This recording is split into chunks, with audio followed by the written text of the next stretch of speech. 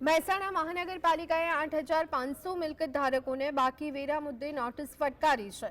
મહેસાણા મહાનગરપાલિકાએ મિલકત ધારકોને નોટિસ ફટકારતા વેરા વસૂલાતમાં ધરખમ વધારો થયો છે। નોટિસ આપી એ પહેલા મહેસાણા મનપામાં વેરા વસૂલાતની આવક 1 લાખ રૂપિયાની આસપાસ હતી અને નોટિસ આપ્યા બાદ દૈનિક વેરા વસૂલાત વધી અને 10 લાખ રૂપિયા થઈ ગઈ છે।